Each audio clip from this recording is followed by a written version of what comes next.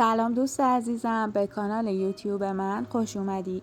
من سیما هستم و با یه آموزش دیگه در خدمتتونم. این قسمت از آموزش آبنمایی رو داریم که خیلی ساده و شیک هست. بریم با هم بسازیمش. برای بیس کار یا زیر کار من از یونولیت استفاده کردم که شما میتونید از ظروف آماده لعابدار هم استفاده کنید. طرح مورد نظرتون رو روی یونولیت در میاریم، تکه هاشو با خلال دندون به هم دیگه وصل میکنیم تا روی هم کاملا فیکس بشه. درز ها رو با چسب حرارتی میپوشونیم تا درزی نداشته باشیم. برای روی کار یه حالت آبشاری درست میکنم. حالت پلکانی داره. یونولیت ها رو روی هم دیگه حالت پله‌ای قرار میدیم. کنار کار رو من یه قسمت ساده گذاشتم برای اینکه یه حالت گلدون بهش بدم که بعد از اتمام کار کنار آبشارمون یه گل بکاریم. با تکه های یونولیت حالت صخره‌ای روی کل کار ایجاد میکنیم و دور تا دور طرح گلدونمون رو هم همین کار رو انجام میدیم و با خلال دندون کاملا فیکسشون میکنیم. کناره های پله ها هم به صورت آبشاری با تکه های یونولیت حجم میدیم و بعد از اینکه حجم هامون رو ایجاد کردیم با فندک یا هویه لبه ها و زاویه های یونولیت ها رو از بین میبریم تا حالت صخره‌ای طبیعی تری به خودش بگیره. بعد از اینکه این کار رو انجام دادیم سیمان رو درست میکنیم.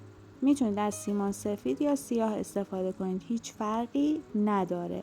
من اول از سیمان سیاه استفاده کردم، بعد روی کار رو جاهایی که مونده بود رو با سیمان سفید کاملا پوشوندم که هیچ درزی نداشته باشه و کاملا آب بندی بشه.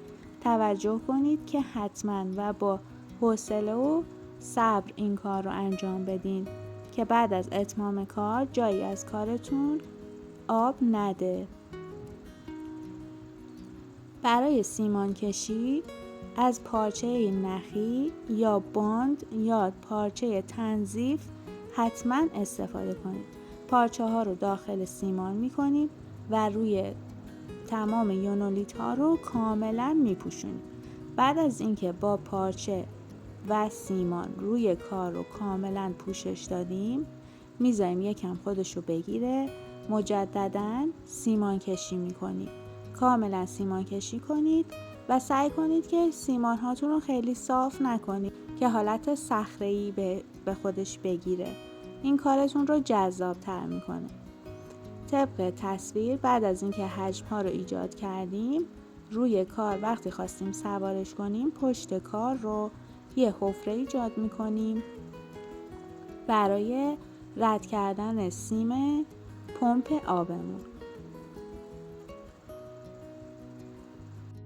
و حالا جای شلنگ یا همون پمپمون رو در میاریم. کف طبقه آخر رو سوراخ میکنیم و شلنگ رو از داخل اون رد میکنیم. بعد از اینکه سیمان کشیمون کامل شد، وقتی یه کمی خودش رو گرفت بیس و آبشاری کار رو روی همدیگه سوار میکنیم و دور تا دور جاهایی که به هم متصل هستن رو دوباره با سیمان پر میکنیم که محکم روی همدیگه بچسبن.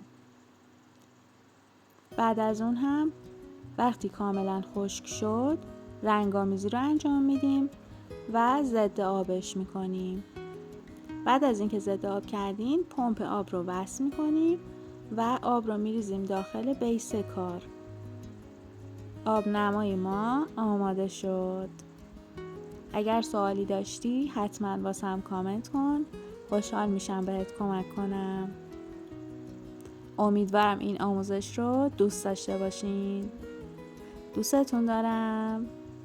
تا آموزش بعدی، خدا نگهدار.